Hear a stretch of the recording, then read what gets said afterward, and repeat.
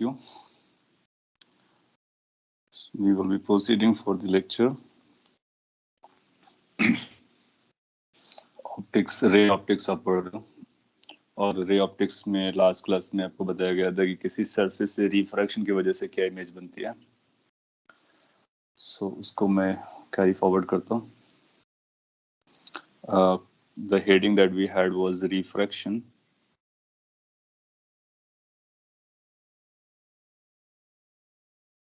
Through a curved surface. Curve का मतलब spherical particularly नाम दिया होगा.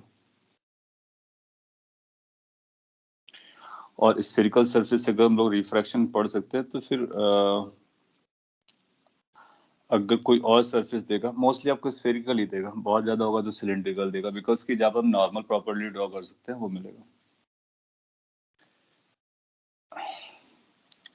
सो रिफ्रैक्शन को अपने को पढ़ना है. Resharing of screen. You might have issue in screen visibility, तो मैं एक बार रीशेयर कर देता हूँ.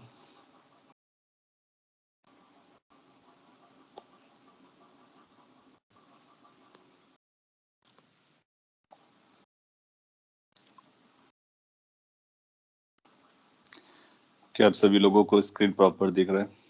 अगर दिख रहा है तो हम लोग प्रोसीड करते हैं. आप केयरफुली सुनेंगे और क्वेश्चंस के आंसर करेंगे जहां जरूरत पड़ेगी. Refraction through a spherical boundary और surface.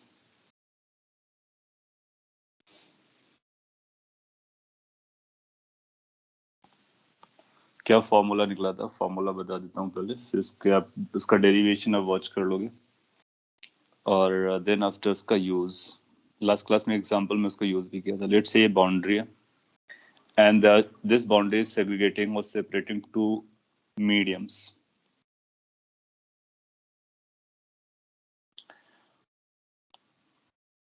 Let's say this is medium 1, this is medium 2. Object अगर आपके मीडियम 1 पे प्लेस्ड है तो आपने देखा था इमेज इस मीडियम पे कहीं पे बनता है, और ये जो इमेज का फॉर्मेशन है वो रिफ्रैक्शन की तरह से बन रहा होता है. और इसके लिए जो फॉर्मूला बना था वो कुछ ऐसा आया था. मैं यहाँ पे लिख देता हूँ. इस लाइक μ2, जिस पे लाइट रेज जाने वाली है जिस मीडियम पर, डिवाइड बाई v माइनस μ1, जिस मीडियम से लाइट स्टार्ट होती है, that is object medium, is equal to μ2 minus μ1, that means difference in the refractive indices, divided by r, which is the radius of curvature of the boundary or the surface. And that's true for spherical cases. So ये कहाँ से आ रहा है? इसका पीछे अगर आप logic पे जाओगे या इसका डेरिवेशन पे जाओगे तो आपको पता चलेगा कि रिफ्रैक्शंस के लॉस लगाए गए. मैंने आपसे कहा भी था एज अ होमवर्क आप ट्राई कर सकते हो घर पे. आप में से कुछ लोगों ने किया हो तो शायद आपका आंसर आया होगा. किसी का आंसर आया? If you have tried and you are able to prove this by on your own without helping, taking any help from the book or any other source. In case you have proved it, that means you are able to relate things properly. ये अपने को feedback मिलता है. और अगर आपने try किया है, इसके बावजूद आपसे नहीं हुआ है, तो आपको वॉच करना है कि कहाँ पर इश्यूज आते हैं. और लास्ट में अगर आपने ट्राई भी नहीं किया है तो फिर तब भी आपको वॉच करना है समझने के लिए. मैं यहाँ पे इसका प्रूफ भी कर देता हूँ, तो इससे रिफ्रैक्शन आपको और भी क्लियर होगा. ये अपना ऑब्जेक्ट है ओ जो आपको नजर आ रहा है. उस ऑब्जेक्ट से एक लाइट रे पकड़ो. कौन सी लाइट रे? जो इस पॉइंट पर फॉल करती है. तो इसका इंसिडेंट एंगल अपने को पता चल जाएगा. और इसका पहले जिस पॉइंट पे ये फॉल करे, लेट से वो पॉइंट पी है, तो पी पॉइंट पे हमको एक नॉर्मल ड्रॉ करना पड़ेगा. नॉर्मल भी यही बनेगा. इंसिडेंट एंगल 0 हो जाएगा. अगर इंसिडेंट एंगल 0 हो गया है तो साइन स्नेल्स लॉ के अकॉर्डिंग रिफ्रैक्टेड एंगल भी 0 आता है. तो रिफ्रैक्टेड लाइन भी इसी लाइन के अलॉन्ग जाएगी. इसका मतलब है ये जो लाइन होगी वो इस तरह से चली जाएगी. लाइट रे, लाइन ना बोल करके हम लोग लाइट रे बोल सकते हैं. That will be most appropriate. So ये जो लाइट रे ऐसा चला गया. so, एक रिफ्रैक्टेड लाइट रे अपने पास है. और दूसरा एक और लाइट रे की जरूरत पड़ेगी. Aditya, you are asking about the test syllabi. Okay, हम लोग इस क्लास के बाद बात कर लेंगे और बताते हैं फिर आपको कहाँ तक आएगा. अभी आप फोकस होकर के सुन लीजिए. इसके बाद एक सेकंड लाइट रे अपने को कैच करनी है, मे बी दिस.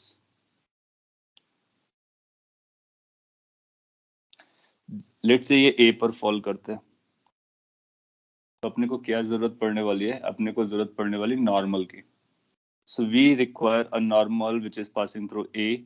अगर इसका centre of curvature let's say यहाँ पर है, जहां भी सेंटर ऑफ कर्वेचर होगा नॉर्मल रेशन हमेशा सेंटर से पास होकर के जाएगा, तो एक लाइन ज्वाइन करा देनी है आपको point A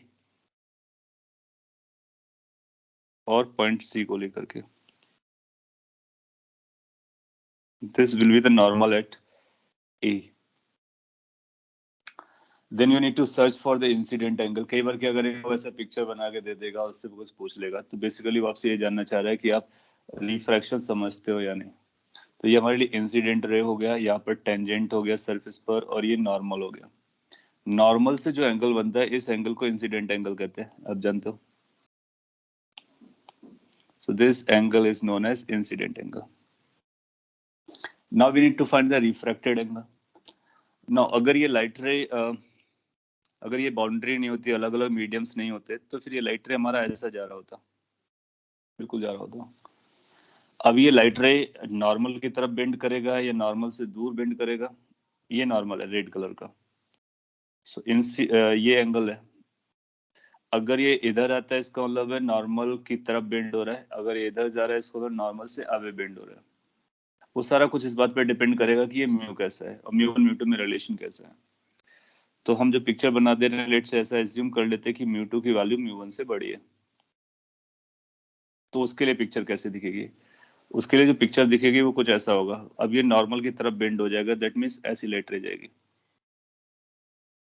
so this will be our refracted light ray. Then you'll find कि ये जो पॉइंट ऑफ इंटरसेक्शन है ये हमारे इंटरेस्ट का है, और दो रिफ्रैक्टेड लाइट रेज का point of intersection is known as image. Suppose कर लीजिए ऐसा नहीं रहा होता, म्यू वन बड़ा रहा होता, तो फिर लाइट रे हमारी ऐसी जाती है रिफ्लेक्टेड वाली, तो उसका इंटरसेक्शन फिर हमको यहाँ पे देखना मिलता है, यहाँ पर मिलती है इमेज अपनी। So depending upon mu one mu two ये रियल और वर्चुअल बनती है। सो दो लाइट रेज आपने कंसीडर की और एक इमेज फॉर्मेशन हो गया। अब अपने को देखना है कि अगर हम इसको यू बोलते हैं और इसको वी बोलेंगे, तो यू और वी आपस में आर के साथ कैसे रिलेटेड है, क्या वो रिलेशन यही है? So that we can visualise over here by using the simple logics जो हम लोग जानते हैं। So again we can think of कि ये angle let say alpha angle है, और लेट से ये एंगल हमारे लिए बीटा एंगल है, और लेट से ये एंगल हमारे लिए गामा एंगल है। सो हम लोग अल्फा बीटा गामा को इंडिकेट कर लेते हैं। मोर ओवर रिफ्रैक्टेड एंगल कौन सा बनेगा? ये एंगल रिफ्रैक्टेड एंगल बनेगा, तो इसको भी इंडिकेट कर लेते हैं आर। अभी भी रूल वही रहेगा कि पैराक्सियल अप्रोक्सीमेशन है, दैट मींस ये जो भी एंगल इन्वॉल्व है सब स्मॉल एंगल है। क्यों? क्योंकि एपी डिस्टेंस बहुत कम होगी, जैसे एपी डिस्टेंस कम होगी तो ये भी छोटा हो जाएगा, ये भी छोटा हो जाएगा, सब छोटा हो जाएगा, और पीओ डिस्टेंस ज्यादा रही होगी। So PO is large, AP is very small, जबकि ये स्केल करने के लिए नहीं बनाया गया, ये दूसरी तरह से दिख रहा है। सो कुछ रूल्स लगा सकते हैं हम लोग। क्या रूल्स लगा सकते हैं? पहले तो ए पर स्नेल्स लॉ लगा देते हैं। स्नेल्स लॉ बोलेगा mu one sine I is equal to mu 2 sin r. Now since I और R एंगल स्मॉल है, पैराक्सियल अप्रोक्सीमेशन है, तो हम इसको अप्रोक्सीमेटली ऐसा लिख सकते हैं कि sin I की वैल्यू I के बराबर हो जाएगी और sin R की वैल्यू R के बराबर हो जाएगी। यहाँ पर I और R रेडियंस में होने चाहिए, बिकॉज यू नो कि रेडियंस में ऐसा चलता है। लिख सकते हो कि I एंड R ये काफी स्मॉल एंगल होते हैं, और टेंडिंग टू जीरो बोल सकते हो, मतलब स्मॉल होता है। ये अप्रोक्सीमेशन है, पैराक्सियल अप्रोक्सीमेशन है। आपसे एग्जाम में पूछ सकता है कि ये कब ट्रू होता है, उसके लिए एंगल्स कैसे होने चाहिए। ये फिर ऐसा पिक्चर देकर के एंगल के बारे में पूछ सकता है, और इसको इसकी वैलिडिटी के बारे में पूछेगा, तो ये कंडीशन अपने को लेनी है। टेंडिंग टू जीरो का मतलब स्मॉल है बेसिकली, उसको मतलब आप जीरो नहीं समझेंगे, बस स्मॉल समझेंगे। तो ये स्नेल्स लॉ इस पे कन्वर्ट हो जाएगा। फिर यहाँ पर थोड़ी सी ट्रिग्नोमेट्री या फिर ज्योमेट्री लगा लेंगे। जब आप ज्योमेट्री देखोगे तो आपको कुछ पता चलेगा। जैसे आई एंगल के बारे में बात करो, तो क्या हम आई एंगल के बारे में बोल सकते हैं ये एक्सटीरियर एंगल है इस ट्राइंगल में, और उसकी वैल्यू अल्फा प्लस गामा के बराबर हो जाएगी? आप बोलोगे यस हो जाएगी। फिर आप गामा को अगर ध्यान से ऑब्जर्व करोगे तो आर और बीटा से रिलेट कर रही होगी, जहाँ पर गामा की वैल्यू आर और बीटा के बराबर हो जाएगी। अपना पर्पस क्या है? अपना पर्पस अल्फा गामा और बीटा में रिलेशन सेट करना है। फिर इसी अल्फा बीटा गामा को हम लोग उसकी डिस्टेंसेस से रिलेट करेंगे। सो अपने को आई और आर को एलिमिनेट करना है, तो आप एक काम कर सकते हो कि यहाँ से आई की वैल्यू मिल जाएगी और यहाँ से आर की वैल्यू मिल जाएगी, दोनों वैल्यू यहाँ पे सब्स्टिट्यूट कर देंगे, चलेगा। सो आर की वैल्यू यहाँ से निकाली जा सकती है और इसको यहाँ पे सब्स्टिट्यूट करते हैं। μ1 into I. What is I? I can be written as alpha plus gamma is equal to μ2 into R. R can be written as gamma minus beta. Further, if you take further alpha को एक साथ collect कर लो तो ये आएगा μ1 alpha. Beta को एक साथ कलेक्ट कर लो, so it's going to be like plus μ2 beta. और गामा को एक साइड ले जाओ तो गामा इज के साथ आपको मिलने वाला है μ2 minus μ1. ना ये एंगल्स के टर्म में आ जाता है। Then after alpha beta gamma को हम लोग अप्रोक्सीमेट करके रखने वाले हैं। अल्फा को अप्रोक्सीमेटली क्या लिखा जा सकता है? Alpha is going to be approximately AP distance divide by PO. Beta के बारे में क्या ख्याल है? Beta is going to be approximately AP, that means arc length divide by PI. और gamma is going to be exactly equal to AP upon or PA upon PC. Now put all the values in that expression. So अपने को कुछ ऐसा मिलने वाला है μ1 into alpha which is AP divided by PO. अगर आप proper लिख रहे हो तो यहाँ पर भी अप्रोक्सीमेशन का साइन लगा सकते हो, क्योंकि वो बताएगा कि यहाँ पे अप्रोक्सीमेशन चल रहा है। ये एग्जैक्टली बराबर रहेगा क्योंकि ये सेंटर है और सर्कुलर है, या स्फेरिकल है। प्लस μ2 टाइम्स बीटा, बीटा के प्लेस पर आप लिखोगे AP divide by PI is equal to gamma which is AP divide by PC, bracket में μ2 माइनस μ1। अगले लाइन में अपना डेरिवेशन कंप्लीट होता हुआ नजर आ रहा है। AP कैंसिल आउट हो गया, तो रिलेशन क्या बना? रिलेशन ये बना कि μ1 divide by PO plus μ2 divide by PI is equal to μ2 minus μ1 divide by PC। सो ये रिलेशन हुआ इसके लिए। अगर इसको हमको जनरल फॉर्मूला में ले जाना है तो साइन कन्वेंशन के साथ में यू वी और आर जिसको हम लोग मेजर करेंगे उसको रखेंगे और इसको सिंप्लीफाई करेंगे एज पर अवर नोटेशन। इस पे भी क्या होता है, ये प्रिंसिपल एक्सिस हमारी एक्स एक्सिस रहती है, ये ओरिजिन जैसा बिहेव करता है, इंसिडेंट की डायरेक्शन से हिसाब से हम पॉजिटिव नेगेटिव को डिसाइड करते हैं और फिर सभी वैल्यूज को प्रॉपरली लिखते हैं। ना जब आप पीओ लिख रहे होगे तो पीओ का मेजरमेंट इधर है, इसलिए इसको माइनस यू से रिप्लेस कर देंगे, तो पीओ को रिप्लेस करेंगे, PO will be replaced as minus U. PI अगर आप मेजरमेंट करोगे तो पीआई की वैल्यू प्लस वी से रिप्लेस करने की, और पीसी का अगर जब मेजरमेंट करोगे तो रेडियस भी इधर जा रहा है इसलिए प्लस पर आएगा, तो प्लस आर से रिप्लेस करने का। Once you make these replacements, then you'll find it's going to like μ2 divided by v, ये पॉजिटिव आएगा, μ1 पीओ नेगेटिव था इसलिए माइनस आ गया, is equal to μ2 minus μ1, R की वैल्यू पॉजिटिव तो पॉजिटिव आ गया। अब ये जो रिलेशन बना है that is true for all kind of spherical surfaces, वो लेफ्ट साइड फेस करे, राइट साइड फेस करे, कहीं भी फेस करे, आप इसको डायरेक्टली यूज कर सकते हो। तो ये जनरलाइज वर्जन पे हो गया। अब देख सकते हैं, हेंस प्रूव्ड, यही अपने को प्रूव करना था। यस सर, बट इसमें आपने एंड में जो है वो पी और पी आई का साइंस के साथ लिया, तो फिर जो लाइक जब हम यूज करेंगे उसको तो तब हम साइंस के साथ लेंगे या नहीं लेंगे? हाँ, इसको अब आपको साइन के साथ यूज करना है। देखो यहाँ पर हमने साइन के साथ क्यों लिया है, क्योंकि यहाँ पर हमने पर्टिकुलर टाइप का एक सरफेस ले रखा है। आप ऐसा सरफेस लेकर के भी बनाएंगे तो भी एक रिलेशन बनेगा, राइट। तो अगर साइन कन्वेंशन हमको फॉलो करना है फ्यूचर में, सो नो मैटर हम कौन सा सरफेस लेते हैं, पहले उनके नंबर्स के बेसिस पे ले जाते हैं या फिर लेटर्स के बेसिस पे ले जाते हैं, और फिर उनको जो भी यूज करना होता है लेटर उनके रिप्रेजेंटेशन के लिए, इनको भी साइन के साथ प्लेस कर देते हैं। एक बार हम लोगों ने इनको साइन के साथ प्लेस किया तो फिर ये इससे इंडिपेंडेंट हो जाता है कि कौन से सरफेस के लिए हम ड्रॉ कर रहे हैं, और फिर ये u और v फ्यूचर में अपना साइन लेकर के चलेंगे। Now this is a general expression that is expressing all the spherical surfaces. अब जब कभी हम इसको यूज करेंगे तो उसको हम ड्रॉ करके इसी साइन कन्वेंशन के हिसाब से उनका u का साइन, v का साइन, r का साइन यूज करेंगे, और अगर हमको दो वैल्यूज दिए तो थर्ड वैल्यू का साइन हम बता पाएंगे। सो ये जो हमने यहाँ पे लिखा हुआ है इसको जनरलाइज करने के लिए लिखा था। अगर हम ऐसा नहीं करेंगे तो फिर आप पाओगे कि वो केवल इसी स्फीयर, इसी बाउंड्री के लिए बताएगा, और अगर इस तरह की बाउंड्री अगर आप डील करोगे तो फिर वो इसके लिए नहीं बता पाएगा। करेक्ट। सो इसमें आपको यू वी आर सभी को साइन के साथ यूज करना है, जैसे कि हम मिरर में यूज कर रहे थे। इनफैक्ट मिरर में भी हम लोगों ने यही किया था, अगर आपको याद हो तो।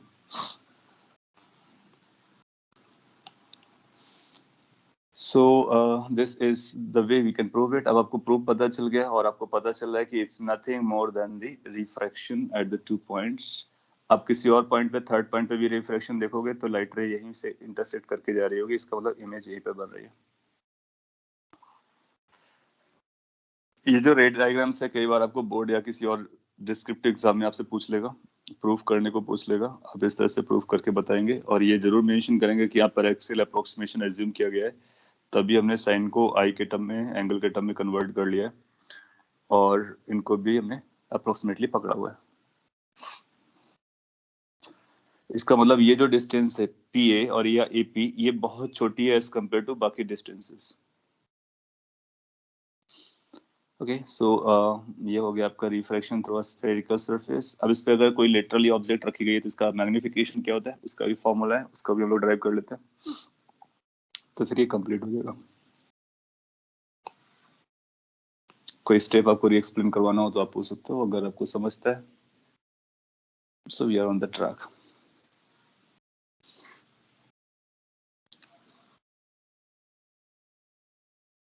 कॉम्पिटिटिव एग्जाम्स के लिए ये मैटर नहीं करेगा कि ये सारा डेरिवेशन क्या है, उसके लिए क्या मैटर करेगा, ये फॉर्मूला और इसका एप्लीकेशन। जैसे लास्ट क्लास में आपने एक एग्जांपल लिया था, बस वो आपको फिगर बना के देगा और आपको न्यूमेरिकल वैल्यू रख करके प्रॉपर साइन के साथ आंसर निकालना है। बट आपके बैकग्राउंड माइंड में ये चलना चाहिए, एडवांस जैसे क्वेश्चन में ये सब हेल्पफुल रहता है। मैग्निफिकेशन इसी केस के लिए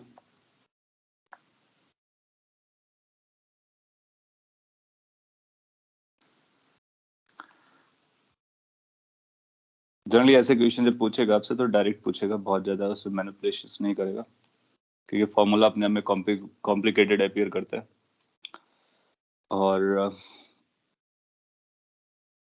उसको याद रखना भी चैलेंज है, उसको सही यूज करना भी चैलेंज है। यहाँ पर साइन कन्वेंशन और जो प्लस माइनस है ना, वो बहुत बड़ा असर डालते हैं, तो केयरफुल रहना बहुत जरूरी है। लेट्स से कि आपके पास ये सरफेस बाउंड्री है और ये दो मीडियम को सेपरेट करते हैं। You have taken an object like this, extended object.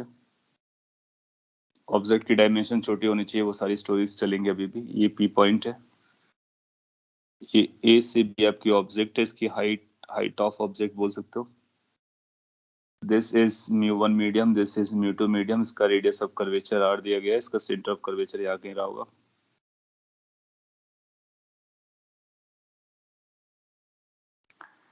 आपसे पूछता है कि जो इमेज बन रही है,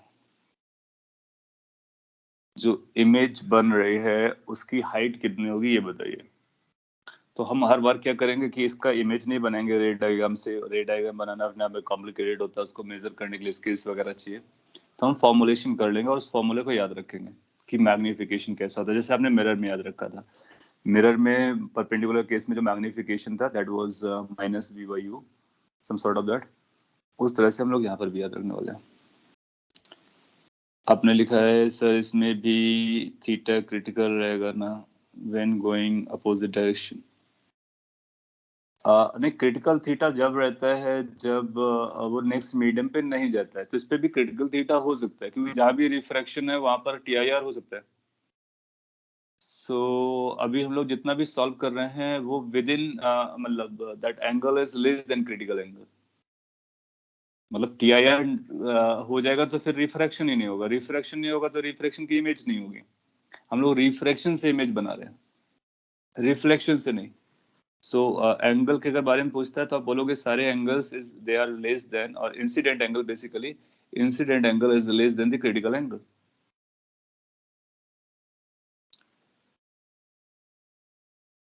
सो अगर आप कुछ ऐसे कंफ्यूज हो कि अगर ये ऊपर जाएगा तो पीछे आएगा तो क्रिटिकल है, नहीं।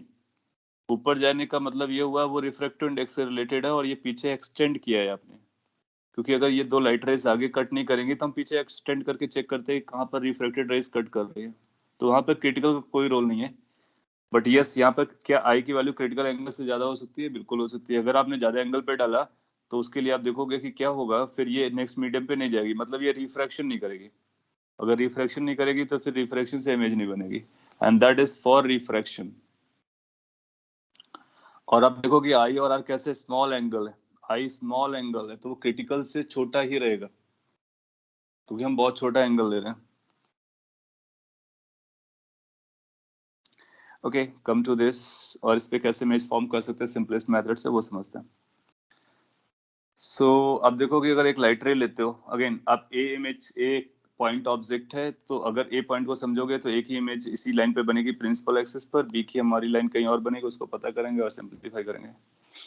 तो हम ऐसा भी बोल सकते हैं कि हमको बी की इमेज पता चल जाए तो काम हो जाएगा। तो लेट्स से कि हम एक लाइट रे कंसीडर करते हैं जो इस पोल पे फॉल करता है। आप लाइट रे ऐसा भी कर सकते हो यहाँ पर, तो इसका जो फोकस होगा वहां से कहीं जाएगा। अब इसका फोकस r/2 पे नहीं होता है, वो r/2 पे मिरर के लिए हुआ करता था। तो इसका क्या होगा वो हमको निकालना पड़ेगा, तो थोड़ा सा चैलेंजिंग है। तो अपने को फोकस नहीं पता है तो हम लोग क्या कर सकते हैं कि एक सिंपलेस्ट केस के लिए पोल पे इंसिडेंट करा देते हैं। फायदा क्या होगा, कैलकुलेशन थोड़ी सी आसान रहेगी। तो हमारे लिए नॉर्मल क्या बनेगा, देन यू विल रियलाइज कि जो नॉर्मल बनेगा वो यही प्रिंसिपल एक्सिस नॉर्मल बनेगी। तो इंसिडेंट एंगल क्या बनेगा, ये हमारे लिए इंसिडेंट एंगल हो जाएगा। Again mu one mu two में क्या बड़ा उस पर डिपेंड करेगा। तो लेट्स से कि if mu two is greater than mu one, तो अगर म्यू वन म्यू टू से बड़ा है तो बेस्ड ऑन दैट कि हम बता सकते हैं कि किस तरह से इसका नेचर होगा, मतलब कहाँ जाएगी। अगर ये मीडियम नहीं रहा होता तो ये स्ट्रेट चला जाता, देन या तो नॉर्मल की तरफ बेंड करेगी या फिर नॉर्मल से अवे बेंड करेगी, क्योंकि ये नॉर्मल हमारा हॉरिजॉन्टल वाला। सो कौन सी सिचुएशन होगी, वो म्यू टू म्यू वन का रिलेशन समझता है। और आप जानते हो कि डेंसर मीडियम में जाती है तो नॉर्मल की तरफ बेंड होती है, रेयर पे जाती है तो नॉर्मल से अवे जाती है। तो क्या आप हमको बता सकते हो कि ये वन और टू में से कौन सी लाइट रे लेनी चाहिए रिफ्रैक्टेड वाली, अगर ये कंडीशन चल रही है तो? तो टू लेनी चाहिए क्योंकि that is, this is the normal and it's going towards the normal. Okay, इसका मतलब आप सुन रहे हो और आपको समझ में आ रहा है। और ये बहुत सिंपल है, बेसिक पॉइंट्स हैं, उसी को मैं हाईलाइट कर रहा हूँ। तो ये it will be some sort of this. कितना बेंड करेगा और डिपेंड करेगा कितना डिफरेंस है, तो बेंड जरूर करेगा। So two is the correct response. So ये कुछ ऐसा जा रहा होगा। नो, इसका मतलब है बी का जो इमेज होगा वो इसी लाइन पे कहीं ना कहीं लाई कर रहा होगा, क्योंकि कोई दूसरी लाइट रेस को कहीं ना कहीं कट कर रही होगी, जहां कट करेगी वहीं पर हो जाएगा। फिर हम लोग क्या कर सकते हैं, जो पुराना फॉर्मूला है अपने पास ये वाला, इसको यूज करके हम v निकाल लेंगे।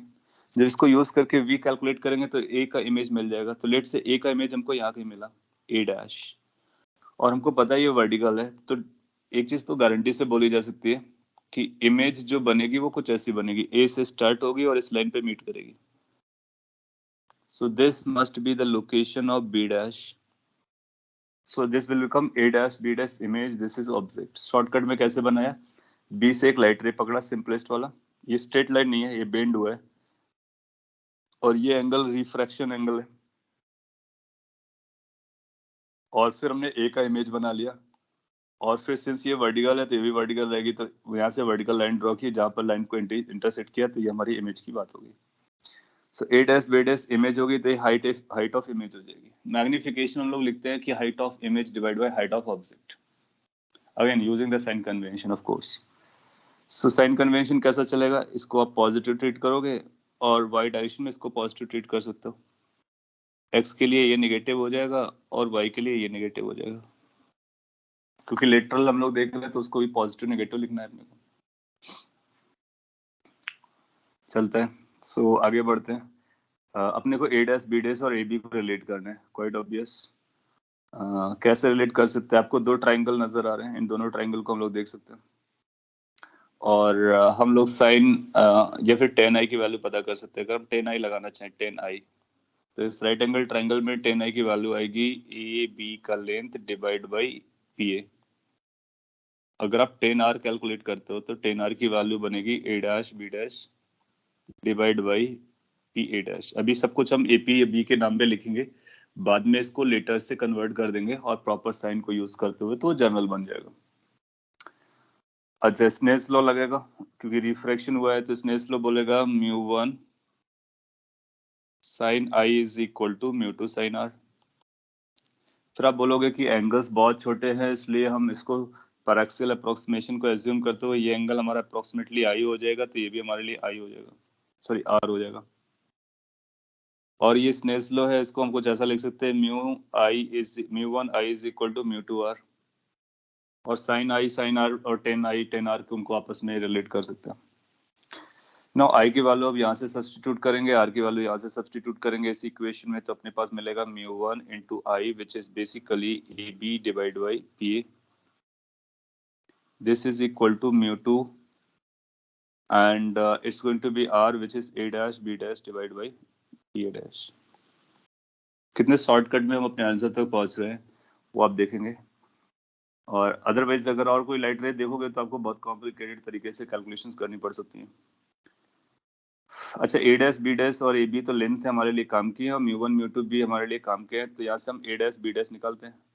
ए डैश बी डैश होगा इमेज से रिलेटेड होगा, और ए बी हमारे लिए ऑब्जेक्ट से रिलेटेड होगा, इन दोनों का रेशियो निकालते हैं। जब इसका रेशियो हम लोग निकालेंगे तो इसको कुछ ऐसा लिख सकते हैं, ये आएगा P A dash divide by μ2, और यहाँ पर अपने को मिलेगा down side P A divide by μ1।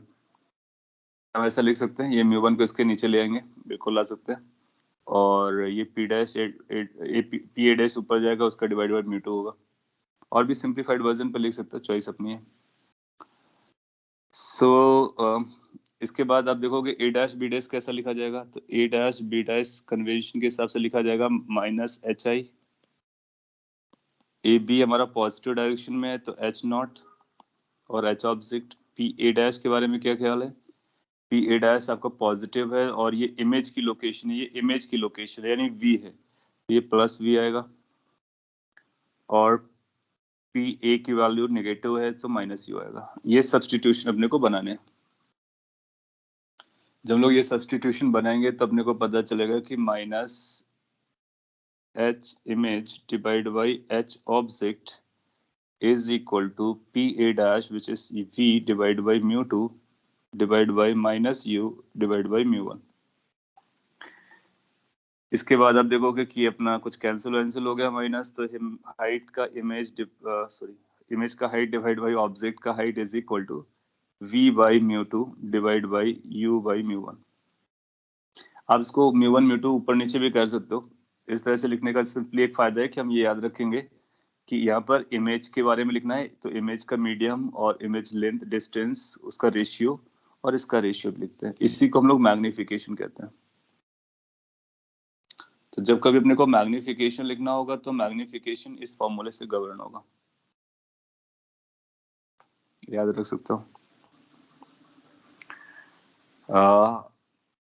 V by you होता है, साथ में उनके मीडियम के रिफ्रैक्टिव इंडिसेस से हम डिवाइड करते हैं। आप इसको ऐसे भी याद रख सकते हो, μ1 V divide by μ2 into U, that is also m। और जहाँ पर μ1 ऑब्जेक्ट वाला था, जहाँ से लाइट रे आ रहा था, μ2 इमेज वाला था। और आप इस तरह से याद रखोगे तब भी चलेगा कि इमेज का डिस्टेंस डिवाइड बाई इमेज का रिफ्रैक्टिव इंडेक्स, ऑब्जेक्ट का डिस्टेंस डिवाइड बाई ऑब्जेक्ट के मीडियम का रिफ्रैक्टिव इंडेक्स, इनके दोनों के रेशियो को हम मैग्निफिकेशन कहते हैं। कॉपी कर सकते हो, प्रूफ भी है और साथ ही साथ फॉर्मूला भी है। अल्टीमेटली फॉर्मूला याद रखना मैटर करेगा, वो μ1 μ2 हम लोग डिसाइड करना जानते हैं और उससे बता सकते हैं कि कितना हाइट का इमेज का हाइट कितने लेंथ का होगा अगर ये सिचुएशन हमको बताई जाए तो। मैं इक्वेशन आपको देता हूं और आप उसके बेसिस पर आंसर करेंगे।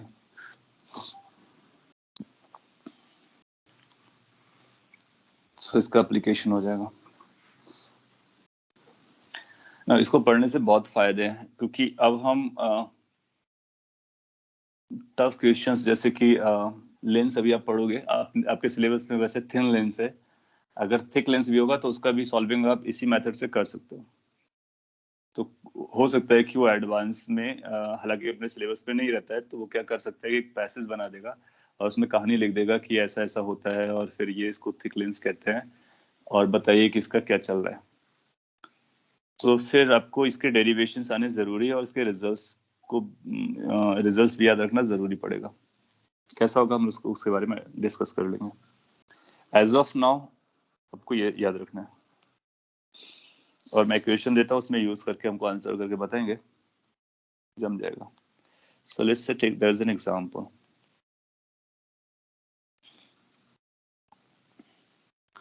एग्जांपल में कुछ ऐसा बोल देते हैं कि लेट्स से आपके पास आपको एक अरेंजमेंट बना के दिया है उसने, और ये स्फेरिकल था कुछ ऐसा,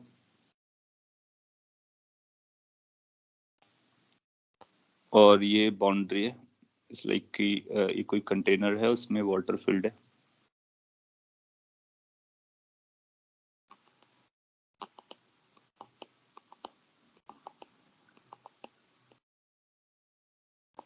ऐसा कुछ है।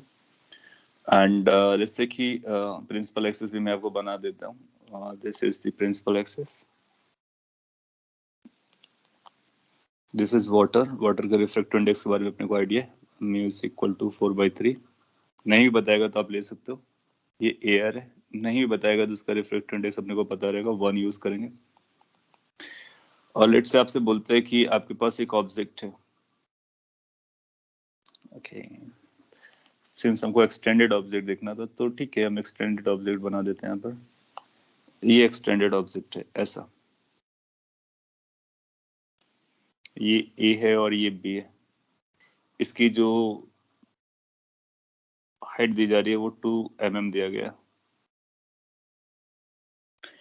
और ये जो डिस्टेंस है पी पॉइंट, लेट्स इसका नाम पी पॉइंट दे देते हैं। तो ये जो डिस्टेंस अपने को दी जा रही है, that distance is let's say 30 centimetre. इसका रेडियस ऑफ कर्वेचर लगेगा, तो रेडियस ऑफ कर्वेचर के बारे में बोल देते हैं। तो radius of curvature of the boundary surface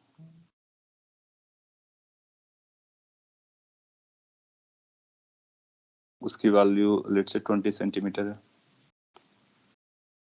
question बोलता है find length of image formed.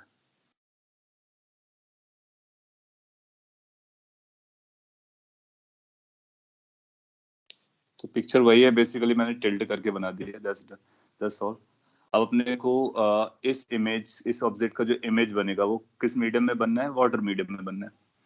तो वो वाटर मीडियम में जो इमेज बनेगा वाटर में, वो कितने लेंथ का बनेगा ये अपने को पता करना है। मैं 1 मिनट के लिए आपको टाइम देता हूँ और आप इसको सॉल्व करेंगे, आंसर को निकालने की कोशिश करेंगे। μ1 μ2 भी आपको पता है, किसको μ1 बोलना है किसको μ2 बोलना है, वो अपना ख्याल रखोगे। और पहले v कैलकुलेशन करना है, फिर m कैलकुलेशन करना है, वहां से हाइट के बारे में या फिर लेंथ के बारे में बताना है। ये परपेंडिकुलर का केस है जो भी हम लोगों ने सॉल्व किया, फॉर्मुलेट किया अगर।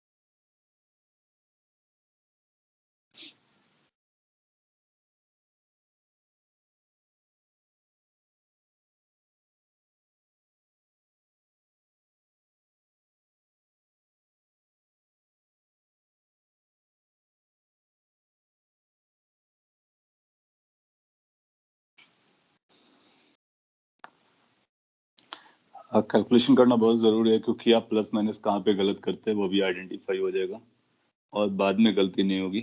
अगर ये गलती आप एग्जाम में करोगे तो फैटल हो जाएगा।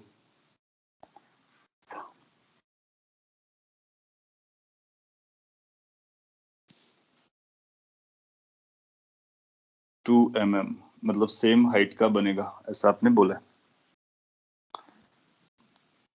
टू वेरीफाई भी हो रहा है, ओके मे बी। हम लोग चेक करते हैं, इसका मतलब आपका कहने का मतलब मैग्निफिकेशन 1 या -1 के कुछ आसपास आ रहा होगा। मॉड m की वैल्यू 1 अपोजिट साइड पे बनेगा, इसका मतलब -m, m की वैल्यू -1 आ रही है। चेक करते हैं। और फिर इंटरप्रेट कर लेंगे। अगर सभी का आंसर यही आ रहा है तो अपना पर्पस पूरा हो रहा है। सो आइडिया क्या होगा, पहले अपने को ये निकालना है कि v कितना होगा। सो इसको हम म्यू वन पकड़ लेंगे, ऑब्जेक्ट है, और ये म्यू टू पकड़ लेंगे, नेक्स्ट मीडियम है। फॉर्मूला होता है mu two divide by V minus mu one divide by U is equal to mu two minus mu one divide by are.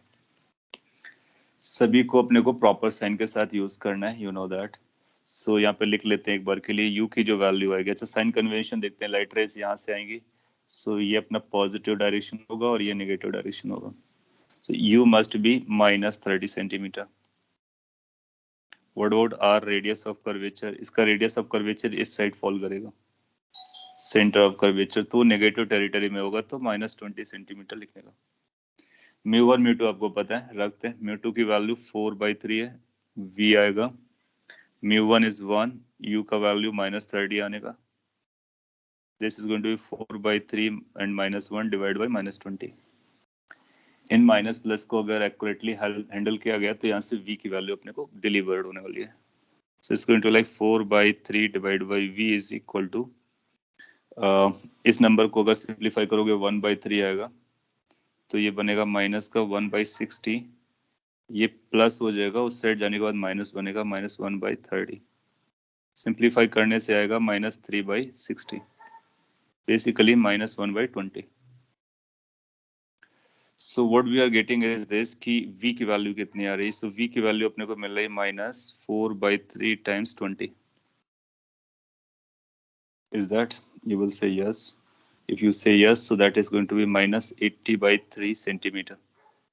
Minus 80/3 centimetre का मतलब हुआ ये वापस बनेगा, इसी मीडियम पे बनेगा करके। हालांकि वो मीडियम वाटर का होगा, लेकिन दिखेगा यहाँ पर, यानी वर्चुअल है। वाटर का बनना था, वाटर में नहीं बना, किसी और मीडियम में गया, दैट मीन्स ये वर्चुअल है, तो वर्चुअल बनेगा। अच्छा, मैग्निफिकेशन के बारे में बात करते हैं। तो magnification is going to be equal to, how we write it as, v divide by mu two divide by U divide by mu one. ऐसा कुछ हम लोगों ने डिस्कवर किया था अभी। v की वैल्यू माइनस 80/3 है, और इसको अपने को डिवाइड करना है म्यू टू से। और आप चाहो तो ऐसा लिख लो, अगर बार बार माइनस आपको हैंडल करने में इश्यू बन रहा है, तो म्यू वन ऊपर आ जाएगा, म्यू टू नीचे आएगा, और ये v होगा, ये u होगा। Mu one is 1, mu two is 4/3, and v is basically minus 80/3, u was minus 30। So जब आप देखोगे तो ये 3 अपना ऊपर चला जाएगा, और ये 3 इस 3 को कैंसिल कर देगा, ऐसा आप देख सकते हो। और साथ ही साथ अपने को मिलेगा माइनस माइनस प्लस हो जाएगा 8/3, so it's going to be 8 upside, 4 into 3 downside, so it's going to be 2/3। You check the calculation that I did, and if you find any correction let me know, और अगर सही जा रहा है तो then check your own calculations। ये m की value जो अपने को दिख रही है, that is 2/3 of positive value। इसका मतलब ये डिमिनिश्ड हो जाएगी, और कितना डिमिनिश्ड हो जाएगी वो हम बता सकते हैं। सो अपने को पता होता है कि जो m की वैल्यू होती है, that is height of image divided by height of object, and it is coming as 2/3। So point is कि height of image is going to be 2/3 times height of object।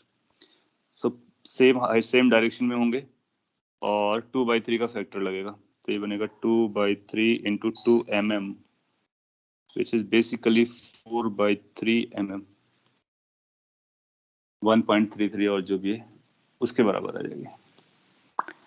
सो इसमें formula भी हमको याद रह जाता है, बाकी सारी चीजें भी याद रह जाएंगी, लेकिन तब भी एक चैलेंज रहेगा, whether we are writing the numbers properly, whether we are using the sign properly, whether we are doing the calculation properly। एक बार आप प्रॉपर कैलकुलेशन करोगे तो डेफिनेटली आंसर आपका परफेक्ट आएगा। कॉपी कर लीजिए। तो इसकी इमेज कहाँ पर बनेगी वो हम बता सकते हैं, वो माइनस 80/3 यहाँ कहीं बनेगी, 80/3 बोलेगा तो कहीं इधर आएगी, और छोटी बनेगी, और सेम सेंस में बनेगी।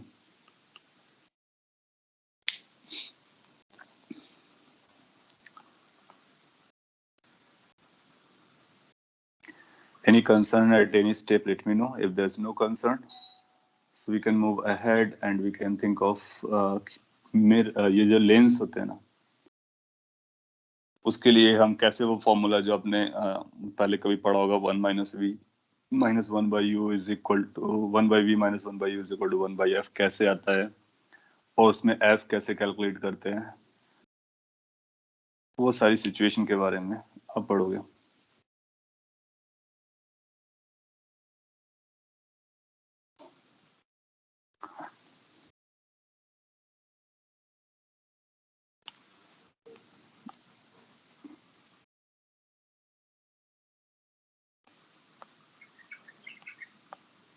सो नेक्स्ट इज हम लोग हेडिंग डाल सकते हैं थिन लेंस।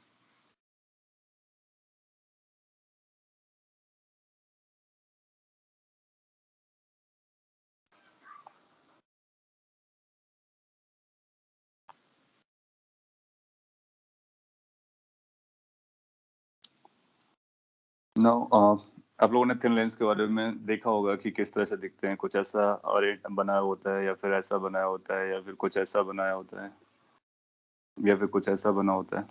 तो कई तरह से ये थिन लेंस बनते हैं। सो अभी हम लोग समझ लेंगे कि क्या होता है थिन लेंस। थिन का मीनिंग क्या है, लेंस का मीनिंग क्या है। अपने सिलेबस में कुछ ऐसा है कि जब कभी वो लेंस बोलेगा तो आपको फॉर ग्रांटेड थिन लेंस समझना है, अनटिल अनलेस वो डिलिबरेटली बोलता है कि थिक लेंस है अपने पास। सो लेंस का मतलब थिन लेंस रहेगा, ये आप याद रखेंगे। लेंस कैसे क्रिएट किया जाता है उसके बारे में अगर मैं ब्रीफ करूं तो कुछ ऐसा होता है, आप क्या करते हो कि दो मीडियम लेते हो, आई मीन लाइक दो सरफेसेस लेते हो, उससे मीडियम को बाइंड कर देते हो। दो या उससे ज्यादा सरफेस भी ले सकते हो। जैसे कि आपके पास ये स्फीयर था और ऑप्टिकल स्फीयर, एक ये दूसरा स्फीयर था। दोनों स्फीयर से आपने क्या किया कि इनके ओवरलैपिंग पोर्शन को रखा, बाकी सबको हटा दिया। तो ये जो आपको नजर आ रहा है इसको हम लेंस कहते हैं। और अगर ये थिक होगा तो इसको थिक लेंस बोलेंगे, थिन होगा तो इसको थिन लेंस बोलेंगे। तो इसका मतलब क्या हुआ, इसको अगर हम जनरलाइज करना चाहें तो क्या बोलेंगे, हम ऐसा बोलेंगे कि अगर किसी भी मीडियम को आप बाइंड कर देते हो, बेसिकली क्या किया कि यहाँ पर कोई मीडियम है, इसका अपना कोई रिफ्रैक्टिव इंडेक्स होगा और जो कि बाहर वाले सराउंडिंग से अलग है। सो अगर आप किसी मीडियम को बाइंड कर देते हो, ऑप्टिकल मीडियम को, किससे बाइंड किया हमने, सरफेस से। एक ये ग्लास का सरफेस था स्फेरिकल, एक ये ग्लास का सरफेस था स्फेरिकल। जनरली हम लोग स्फेरिकल लेंसेज के बारे में बात करेंगे। सो अगर हम स्फेरिकल या प्लेन सरफेसेस से किसी मीडियम को बाउंड कर लेते हैं तो that bounded medium is known as lens. If it is thin it is going to be known as thin lens. So और अब किस तरह से आप इसको बाउंड कर सकते हो, आपके पास कई तरह ऑप्शंस हैं। जैसे कि यहाँ पर इस तरह से किया है, और भी कई तरह से कर सकते थे। आप इस लेंस को यहाँ पर भी रख सकते थे ऐसा, और आप इतना विजुलाइज कर सकते हैं कि लेट्स से कि हमारे पास केवल ये पोर्शन है और दो से ज्यादा सरफेसेस भी हम लोग ले सकते हैं। तो यहाँ पर इसको ज्वाइन करा दो, आप इसको ज्वाइन करा दो। अल्टीमेटली आप पाओगे कि आपके पास एक ऑप्टिकल मीडियम बाउंडेड है। तो इस ऑप्टिकल मीडियम को हम बोलेंगे ये हमारा एक लेंस है। सो जनरली हम लोग स्फेरिकल या फिर प्लेनर सरफेस लेकर के उनके कॉम्बिनेशन से मीडियम को बाउंड करेंगे और उस मीडियम को थिन लेंस या लेंस के नाम से बुलाएंगे। सो इसका अपना रिफ्रैक्टिव इंडेक्स होगा और बाकी आउटसाइड का अपना रिफ्रैक्टिव इंडेक्स होगा। फिर ये अपना एक इंस्ट्रूमेंट बन जाएगा जो लेंस हो जाएगा। इसमें सिल्वरिंग या फिर उस तरह का काम नहीं करते, केवल ऑप्टिकल मीडियम को बाउंड करके रखते हैं। तो नट शेल में इसको ऐसे डिफाइन किया जा सकता है, इट इज और a lens is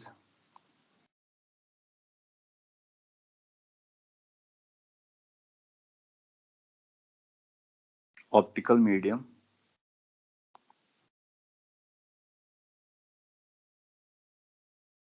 bounded by surfaces, two or more surfaces, generally two or more surfaces होता है, two or more surfaces। Particularly वो सरफेस हमारे कौन से होते हैं, स्फेरिकल सरफेसेस होते हैं, क्योंकि स्फीयर के लिए हम लोग पढ़ रहे होते हैं, वो सिंपलेस्ट होता है स्फेरिकल सरफेसेस, और या फिर प्लेन सरफेस होते हैं। आगे चल करके आपने ये भी सुना होगा कि सिलेंड्रिकल लेंस होते हैं, तो उसमें सिलेंड्रिकल सरफेस होते हैं। तो हमारे लिए जो सरफेसेस रहेंगे कॉमनली वो कौन कौन से रहेंगे, स्फेरिकल सरफेस, सिलेंड्रिकल सरफेस और प्लेन सरफेस।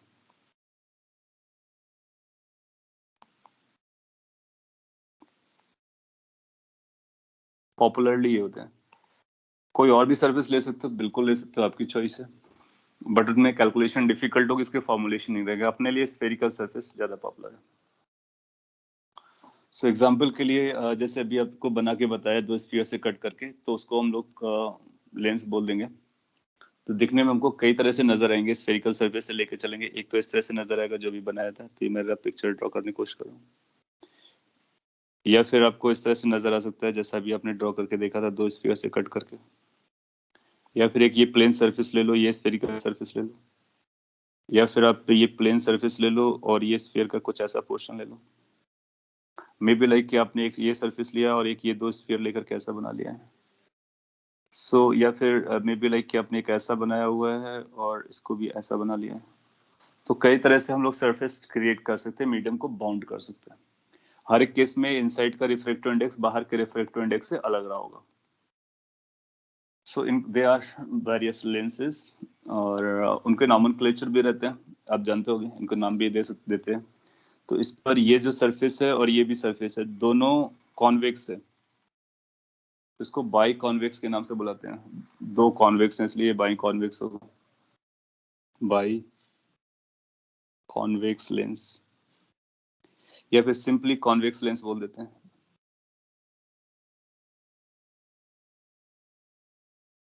इस पर भी देखो, ये कॉनकेव फेस है और ये भी कॉनकेव है, तो इसको बाई कॉनकेव बोलते हैं।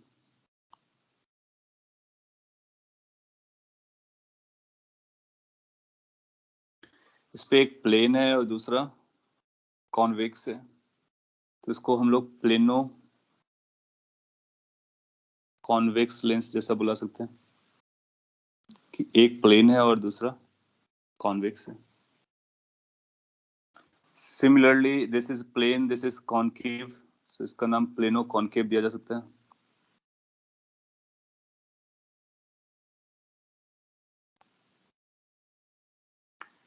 इसको अगर आप ध्यान से देखोगे तो इस पर ये कॉनकेव जैसा दिख रहा है और ये कॉन्वेक्स है, तो इसको कॉनकेवो कॉन्वेक्स बोल सकते हैं।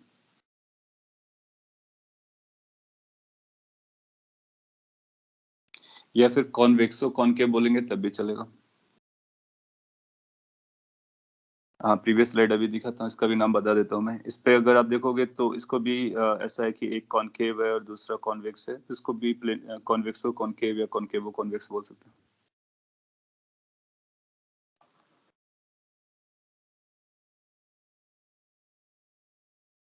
मोस्ट पॉपुलरली हमको ये दो यूज करने होते हैं, और इस तरह के भी आएंगे तो सबके लिए हमारे पास एक जनरल फॉर्मूला होगा, हम सभी को एक ही फॉर्मूले से हैंडल करेंगे। और उसका फर्स्ट फोकस लेंथ निकालना पड़ेगा, तो हम फोकल लेंथ उसका निकाल लिया करेंगे। So this is definition, these are the lenses, you can copy them. और प्रीवियस स्लाइड आपके पास ये, अगर इसको आपको कुछ चेक करना है, यू कैन चेक इट।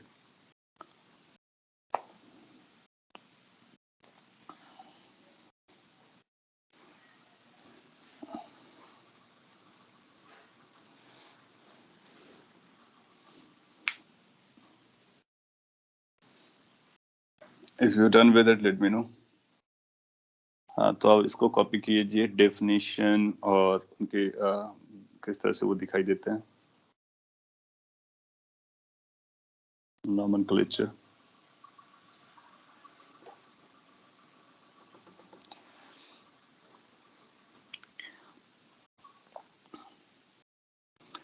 ना इसको थोड़ा सा डीप पे चलते हैं और समझते हैं कि बाइकॉनकेव जो अभी बनाने का तरीका था, दो स्फेरिकल सरफेसेस को आपने रैप कराया और उसके बीच के मीडियम को पकड़ा हुआ है, तो उसको कैसे इमेज कैसे फॉर्मेट करेंगे उसके बारे में सीखेंगे। Yes, you want to say something? Sir वो कॉनकेवो कॉन्वेक्स और कॉन्वेक्सो कॉनकेव लेंस में सर वो एक मिरर है और एक सॉरी एक वो हम डिफाइन कैसे करते कि कॉनकेवो कॉन्वेक्स कौन सा है, कॉन्वेक्सो कॉनकेव कौन सा है? हाँ, ये दोनों इंटरचेंज कर देते हो, क्योंकि इस पे ऐसा कोई फास्ट रूल नहीं है कि किसको आप पहला पकड़ते हो, क्योंकि इसमें ये रहेगा कि दो सरफेस होंगे, वन सरफेस टू सरफेस। तो किसको आप 1 बोलते हो, किसको 2 बोलते हो, ये मैटर नहीं करता है नाम देने के लिए। अंटिल अनलेस क्वेश्चन हमको बोले ना। जैसे ये क्वेश्चन हमको बोलता है ये हमारा फर्स्ट है, ये 2 है, तो हम फर्स्ट को नाम पहले करेंगे, 2 को सेकंड में करेंगे। तो हम इसको बोलेंगे पहला कौन सा, केव, तो कॉनकेवो कॉन्वेक्स बोल सकते हैं। और अगर इसको फर्स्ट बोलते हैं, इसको 2 बोलते हैं, तो इसको ये हमारा कॉन्वेक्स है और ये कॉनकेव है, तो कॉन्वेक्सो कॉनकेव बोल सकते हैं। तो इन दोनों के नाम सिमिलर हैं, मतलब एक दूसरे में इंटरचेंज कर सकते हैं ये वाले। बाकी प्लेन का अपना ये रहेगा, ये देख करके बताएंगे, ये देख करके बताएंगे, ये देख करके बताएंगे, तो आप इंटरचेंज कर सकते हो। अंटिल अनलेस क्वेश्चन बोलते हैं कि आपको कौन से पहला पिक करना है। सो जब कभी कॉनकेवो कॉन्वेक्स या कॉन्वेक्सो कॉनकेव बोलेगा तो हम दोनों में से कोई भी लेकर के स्टार्ट कर सकते हैं। तो बेसिकली मतलब किससे होता है कि जो रेडियस ऑफ कर्वेचर यानी सेंटर ऑफ कर्वेचर है वो किस साइड जा रहा है वो देखना होता है। और अभी आप देखोगे कि इसका ये जो स्फीयर का बना होगा वो इस स्फीयर का बना होगा, ये इस स्फीयर का बना होगा, तो दोनों के सेंटर ऑफ कर्वेचर एक ही तरफ जा रहे हैं। इसका भी सेंटर ऑफ कर्वेचर इसका भी एक ही तरफ जा रहा है, जबकि यहाँ पर इसका सेंटर ऑफ कर्वेचर इधर जा रहा है, इसका सेंटर ऑफ कर्वेचर इधर जा रहा है। तो नॉमेनक्लेचर कुछ रेडियस को डिफाइन करने से। ओके, आगे बढ़ते हैं तो आपको और भी समझेगा। लेट्स से कि अपने पास ये एक मीडियम, ऑप्टिकली मीडियम बॉन्ड किया है आपने। देखो अगर हम इसको ऐसा बॉन्ड करते हैं तो आप देखोगे ये थिक है। थिक का मतलब ये जो डिस्टेंस है वो रेडियस ऑफ कर्वेचर के कंपैरिजन में छोटी नहीं है, रेडियस ऑफ कर्वेचर के कंपैरिजन में छोटी नहीं है। और अगर इसी को हम इस तरह से ले जाएं, इसको और दूर ले जाएं और दूर ले जाएं और दूर ले जाएं, बहुत कम मीडियम बॉन्ड करें, तो आप देखोगे कि अब जो पार्ट हमारे पास बचेगा ना, उसकी जो थिकनेस आएगी और जो रेडियस ऑफ कर्वेचर बनेगी उससे बहुत कम हो जाएगी। तो थिन और थिक का मतलब क्या होगा कि रेडियस ऑफ कर्वेचर के कंपैरिजन में उसकी थिकनेस कितनी जा रही है। और हमारे लिए सारे लेंसेज या जो भी हम लोग फॉर्मूला बनाने वाले हैं सारा कुछ थिन लेंस के लिए वैलिड होगा। दैट मीन्स आपने ये जो पोर्शन लिया है ये पोर्शन बहुत छोटा है, इसकी thickness as compare to the radius of curvature of this lenses और दिस सर्फेसेस। बेसिकली दो सरफेस है हमारे पास, और इसमें एक सरफेस हमारा ये है, एक सरफेस, एक ये स्फेरिकल सरफेस है, दूसरा ये स्फेरिकल सरफेस है। दोनों की रेडियस सेम हो सकती है, दोनों की रेडियस अलग अलग भी हो सकती है। सो हम लोग उनको अलग अलग लेके चलेंगे। तो हम मान के चलते हैं कि अपने पास दो सरफेस है, तो लेट से इसी को आगे प्रोसीड करते हैं कि ये एक सरफेस 1 है और ये सरफेस 2 है। सरफेस 1 की रेडियस R1 है, सरफेस 2 की रेडियस R2 है। पहला काम क्या होगा, अपने को एक सिमेट्रिकल एक्सिस ढूंढनी पड़ेगी जिसको हम प्रिंसिपल एक्सिस के नाम से बुलाएंगे। So this is going to be principal axis. और इस प्रिंसिपल एक्सिस, ये प्रिंसिपल एक्सिस को 20 से इक्वली डिवाइड कर रही होगी। इसके सेंटर वाले पॉइंट को P नाम दे देंगे जो सेंटर पर होगा, और इसको ऑप्टिकल सेंटर या ऑप्टिक सेंटर बोलेंगे। एंड अगेन साइन कन्वेंशन वगैरह सब कुछ वही रहेगा। अगर हमारी ऑब्जेक्ट यहाँ पे रखी है तो ये इंसिडेंट रे होगी, तो ये पॉजिटिव डायरेक्शन आएगी, फिर हम उसको रिफ्रैक्शन करेंगे। अगर हम पहले समझते हैं बाद में फॉर्मुलेशन पे जाते हैं, तो लेट से कि अगर अपनी ऑब्जेक्ट यहाँ पे रखी हुई है और ये आपके पास मीडियम है जिसका रिफ्रैक्टिव इंडेक्स भी पता होगा, इसका रिफ्रैक्टिव इंडेक्स म्यू है लेट से। तो लाइट का क्या बिहेवियर आएगा, लाइट का बिहेवियर अगर आप रीड करोगे तो यहाँ से एक लाइट रे ऐसा जाएगा। जैसे ही लाइट रे जाता है तो उसको एक कर्व्ड सरफेस मिलता है, कर्व्ड सरफेस बाउंड्री मिलती है, जो भी अभी तक हम लोग पढ़ रहे थे। तो यहाँ से रिफ्रैक्शन करेगा the way we have just formulated a formula. उसके बाद ये इस मीडियम पे जाएगा, ऑप्टिकल मीडियम पे, लेकिन उस मीडियम पर ये अनलाइक द अर्लियर केस आगे जाकर के इमेज नहीं बना पाएगा, क्योंकि उसके पास एक फिर से बाउंड्री मिल जाएगी, दोबारा बाउंड्री मिल जाएगी। तो बेसिकली दो कर्व्ड सरफेस से फिर यहाँ से फिर से रिफ्रैक्शन करेगा, ये फिर से रिफ्रैक्शन करेगा। So here you will find कि there will be twice refractions, one from this type of surface, another this type of surface. तो जो हम लोगों ने स्फेरिकल सरफेस से रिफ्रैक्शन का फॉर्मूला पढ़ा है, बेसिकली उसी फॉर्मूले को हमको यूज करना है, बट नॉट वंस, ट्वाइस। और यहाँ पर ये बात याद रखेंगे कि ये जो पॉइंट्स होंगे, पहला जब हम इसके रिफ्रैक्शन पढ़ रहे होंगे तो उसके लिए हमारा जो सेंटर पॉइंट होगा या जिसको ओरिजिन पकड़ेंगे वो P1 होगा, बाद में जिसको पकड़ेंगे वो P2 होगा। सिंस हम लोग थिन की बात कर रहे हैं तो हम बोलेंगे P1, P2 और P सभी एक ही लोकेशन पर है। तो इससे हमारे दो रिफ्रैक्शन के फॉर्मूलाज को मर्ज करके एक सिंगल फॉर्मूला बनाया जा सकता है। अगर हमारा P1 P2 की डिस्टेंस ज्यादा होगी तो फिर इसके लिए फर्स्ट रिफ्रैक्शन के लिए जो मेजरमेंट्स होंगे उसके लिए ओरिजिन अलग रहेगी, सेकंड के लिए ओरिजिन अलग रहेगी, और फिर उसको भी हम सॉल्व कर सकते हैं दो रिफ्रैक्शंस लेकर के। ये बेसिकली अभी तक जो आपने स्टार्टिंग में पढ़ा था ये इसी का वर्जन है इस वाले इक्वेशन का। तो पहली इमेज आपने ये बना दी, अगर हम यहाँ पर एक और मिरर ये स्फेरिकल बाउंड्री लेते हैं तो ये जो इमेज होगी वो ऑब्जेक्ट का काम करेगी और इसकी फिर से एक इमेज बनेगी जाकर के। और ये दो स्फेरिकल बाउंड्रीज इनके बीच का गैप ज्यादा है तो ये थिन लेंस है। अगर ये दूसरी वाली बाउंड्री को हम पास लेके आते हैं और पास लेके आते हैं और पास लेके आते हैं और पास लेके आते हैं और पास लेके आते हैं, तो जब ज्यादा पास लेके आएंगे तो फिर ये बन जाएगा, तो वो थिन लेंस बन जाएगा। So basically lens formula is nothing but using this formula twice, चाहे वो थिक लेंस हो या फिर थिन लेंस हो। द ओनली थिंग इज कि हमको क्या करना होगा, पहले से पहले वाले सरफेस से इमेज को पता करेंगे, फिर वो इमेज दूसरे वाले सरफेस के लिए ऑब्जेक्ट का काम करेगी और फिर उससे फिर से एक इमेज बनाएंगे। ये मैटर नहीं करेगा कि ये हमारा दूसरा पोर्शन उसके बाहर रखा गया उसके अंदर रखा गया, और उसके बाद हम फाइनल इमेज को बना देंगे। I am just trying to relate it कि ये हमारे लिए कितना इंपॉर्टेंट था, उसी से हम लेंस के फॉर्मूले को ड्राइव कर सकते हैं। अगर आपको ये समझता है तो अब हम यहाँ पर इसके बारे में बात कर सकते हैं और इसके बारे में हम इसके फॉर्मूले को ड्राइव करने की कोशिश कर सकते हैं। सो लेट्स से हम पहला रिफ्रैक्शन फर्स्ट सरफेस से देखते हैं। तो रिफ्रैक्शन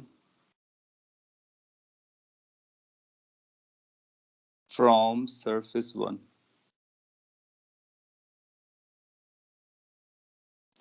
और जो सरफेस 1 है उसकी रेडियस R1 है, सरफेस 2 की रेडियस R2 है, ये देखते हैं। So what we are going to think of कि हमारे पास केवल ये एक बाउंड्री है और आप जानते हो उसकी लेंथ, जैसे मिरर में आप लेंथ कितनी भी बड़ी करो कितनी भी छोटी करो इमेज की लोकेशन पे फर्क नहीं पड़ता है। सिमिलरली यहाँ पर भी आप उसका कितना पोर्शन कितना लेंथ बढ़ा देते हो उससे इमेज की लोकेशन पे कोई फर्क नहीं पड़ता, क्योंकि सारी रिफ्लेक्टेड रेस एक ही पॉइंट पर इंटरसेक्ट करने वाली है। सो अगर हम इमेजिन करें कि केवल और केवल ये हमारे पास बाउंड्री थी और हमको यहाँ से इमेज बनानी है और हम उसके लिए इसका मीडियम 1 देखेंगे मीडियम 2 देखेंगे। अच्छा, इसका मीडियम 1 तो बाहर है, एयर तो एयर रहेगी, मीडियम 2 कौन सा रहेगा, ये जो मीडियम है रिफ्रैक्टिव इंडेक्स वाला। तो इस केस के लिए हम फॉर्मूला अप्लाई करने वाले हैं μ2 by v minus μ1 by u is equal to μ2 minus μ1 by r। इस फॉर्मूले को हम यूज करेंगे। अब प्लेस करते हैं म्यू2 की वैल्यू। म्यू2 की वैल्यू होगी जिस मीडियम पे लाइट रे इंटर करने वाली है। किस पे इंटर करने वाली है, ऑप्टिकल मीडियम म्यू पर, तो म्यू2 की वैल्यू अपने को म्यू मिलेगी।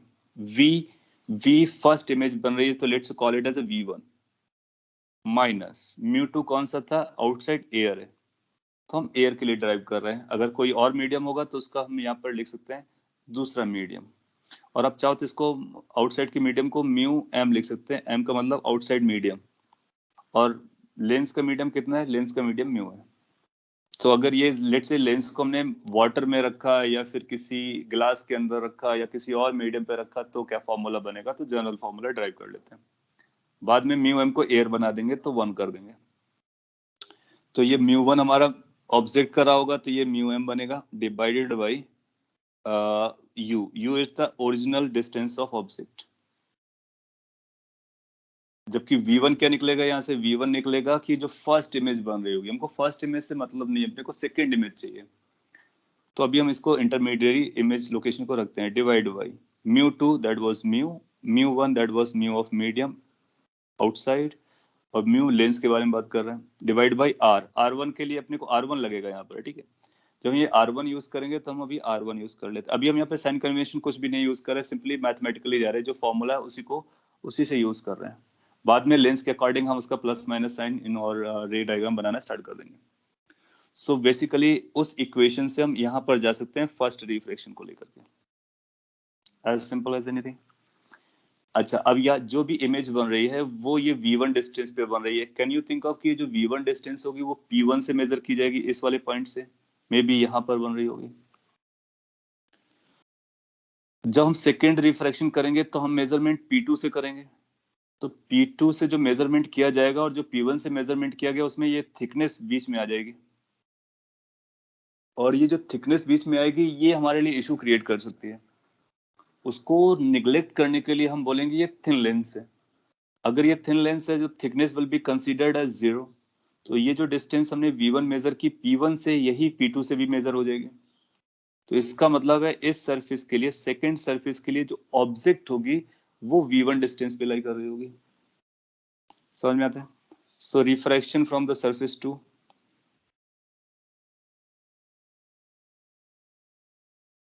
रिफ्रैक्शन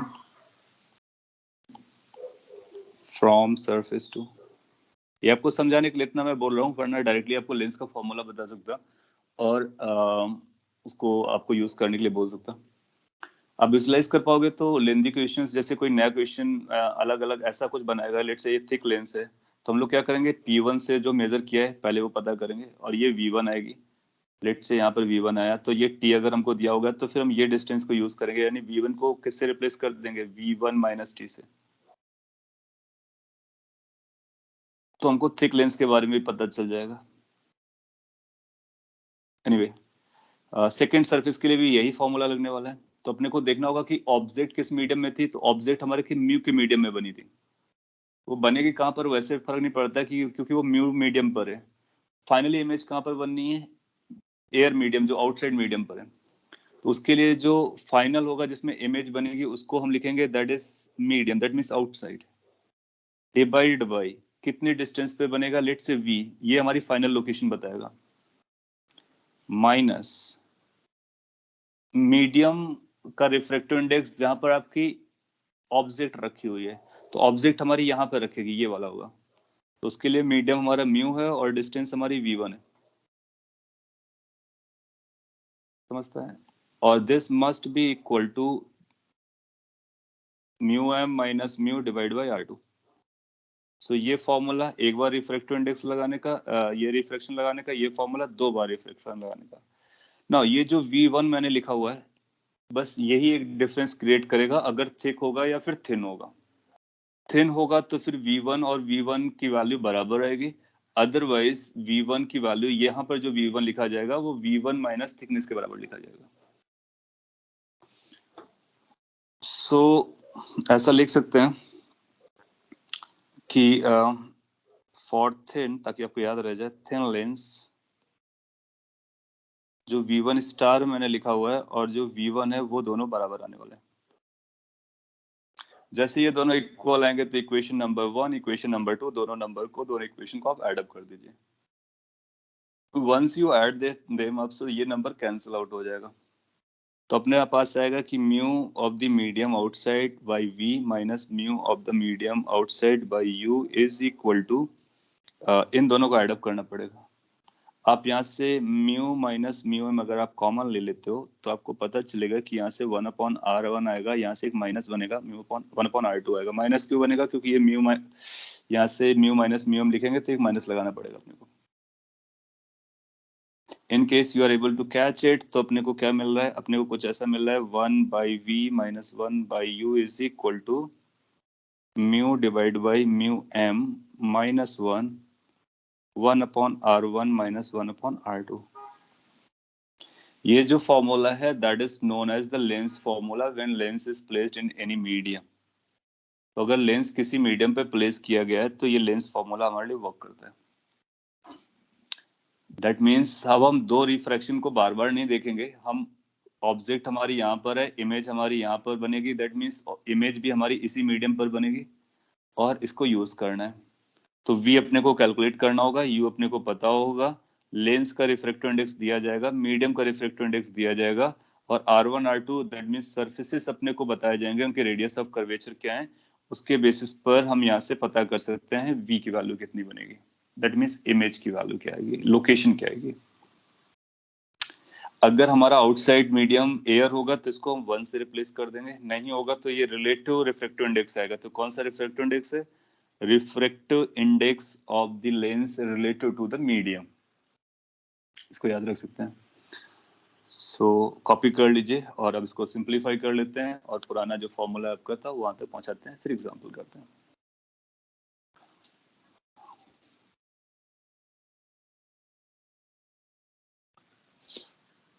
थिन लेंस की कंडीशन क्या है वो भी आपको रियलाइज होगी, और पुराने फॉर्मूले को यूज करके हमने अपना आंसर निकाला हुआ है। दोनों के अगर रेडियस बराबर होंगे तो हम R1 और R2 को इक्वल कर देंगे। आपको यहाँ पे देख कर लग सकता है कि R1 R2 इक्वल होगा तो ये कुछ गड़बड़ बन जाएगा, बट ऐसा नहीं है क्योंकि R1 R2 के पास अपने साइन है तो वो साइन के हिसाब से रखे जाएंगे, तो वो मोस्टली अपोजिट साइन के रहेंगे, तो फिर ये एड अप करेगा न्यूमेरिकली। आगे बढ़ते हैं तो अपने को क्या मिला, अपने को कुछ ऐसा मिला कि 1/v लेंस के लिए 1/v minus 1/u is equal to refractive index of the lens with respect to medium minus 1 within bracket 1 upon R1 minus 1 upon R2. Now if lens is placed in air, then what? Then mu m will become equal to 1. So formula will turn up as 1/v minus 1/u is equal to mu minus 1 within bracket 1 upon R1 minus 1 upon R2. फिर हम लोग इसको ऐसा बोल देते हैं कि 1/v minus 1/u is equal to 1/f. इस नंबर को 1/f नाम दे देंगे. So this becomes Lenz formula. That's known as Lenz formula. जैसे मिरर फॉर्मूला था उसी तरह से एक लेंस फॉर्मूला होता है, जहां पर f क्या है, f हम यहाँ से पता कर रहे हैं, ये 1/f है. सो 1/f की वैल्यू क्या हो जाएगी, 1/f, that means focal length कैसे कैलकुलेट करते हैं, तो उसमें लेंस का रिफ्रैक्टिव इंडेक्स अगर एयर पे रखा है और ये 1/R1 आएगा माइनस 1/R2 आएगा, दैट मीन्स दो स्फेरिकल सर्फेसिस की रेडियस ऑफ कर्वेचर लगेगी और उनको हम यूज करेंगे प्रॉपर साइन के साथ. तो एक दूसरा फॉर्मूला हो गया. तो जिस तरह से ये कहलाता है लेंस फॉर्मूला, उसी तरह से इसको नाम देंगे lens makers formula.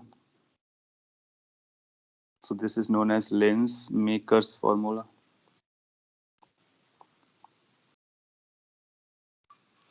Lens makers formula का मतलब अगर आप लेंस को बनाना चाहते हो तो लेंस जब बनाओगे तो आप सरफेस चूज करोगे ना, कितने रेडियस का सरफेस लेना है, कितने रेडियस का सरफेस लेना और कौन सा म्यू फिल करना है. तो R1 आप चूज करोगे, R2 आप चूज करोगे, म्यू आप चूज करोगे while you are constructing or forming or manufacturing the lens. तो उसके बेसिस पर इसकी फोकल लेंथ डिफाइन होगी. बेसिकली आप फोकल लेंथ जब आप मार्केट में परचेस करने जाते हो कि लेंस दे दो, तो आपको बताना पड़ता है कि कौन सा लेंस, तो बेसिकली आप फोकल लेंथ बताते हो और वो जो बनाने वाला होता है वो फोकल लेंथ के हिसाब से रेडियस और रिफ्रैक्टिव इंडेक्स को चूज करता है.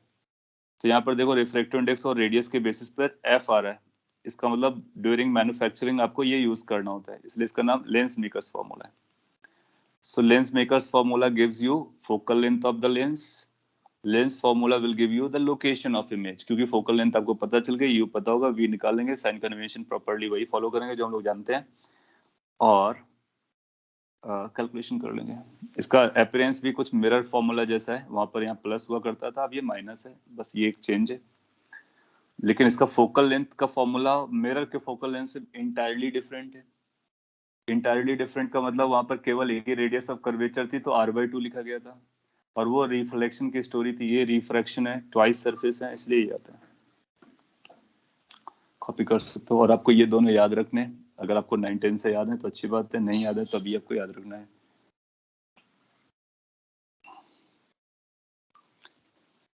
आपने लिखा है सर कॉन्टेक्ट लेंसेज में प्लस माइनस क्या रहता है. हाँ, जब आप देखते हो, जो हम कॉन्टेक्ट लेंस लगाते हैं, जब अपने को विजन का इश्यू बनता है तो आप डॉक्टर के पास जाते हो तो वो आपको बोलता है कि कितना फोकल लेंथ यूज करना है. वो जनरली फोकल लेंथ ही नहीं यूज करके एक और टर्म यूज करने लगते हैं हम लोग, पावर के नाम पे. तो प्लस माइनस करके पावर देते हो, पावर जो होता है वो फोकल लेंथ ही होता है. तो फोकल लेंथ को हम अलग तरीके से यूज करते हैं, रेसिप्रोकल फैशन में यूज करते हैं. सो अगर हमको पावर पता है तो फोकल लेंथ पता है, फोकल लेंथ पता है तो हम यहाँ पे यूज कर सकते हैं. अभी हम लोग पढ़ेंगे पावर ऑफ लेंस, तो वहाँ पर आप देखोगे. सो जो प्लस माइनस होता है कॉन्टेक्ट लेंसेज में, वो फोकल लेंथ के बारे में बात कर रहा होता है. अगर प्लस है इसको तो प्लस फोकल लेंथ है, माइनस है तो माइनस फोकल लेंथ है. यहाँ तक आप सेटल हो जाओ. फिर हम लोग इक्वेशन करते हैं जिसमें फोकल लेंथ कैसे कैलकुलेट की जाती है उसको समझेंगे, फिर इमेज कैसे फॉर्म की जाती है उसको समझेंगे. जनरल एग्जाम में अगर क्वेश्चन आएगा तो वो फोकल लेंथ आपको देगा नहीं, वो फोकल लेंथ आपसे कैलकुलेट करवाएगा, वो radius of curvature as well as refractive index दे देगा आपको. नोट कर लिया होगा। तो एग्जांपल पिक करते हैं।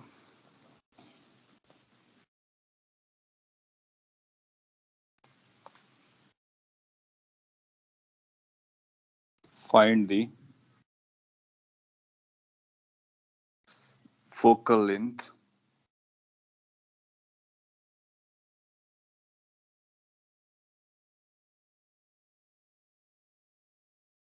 in following cases।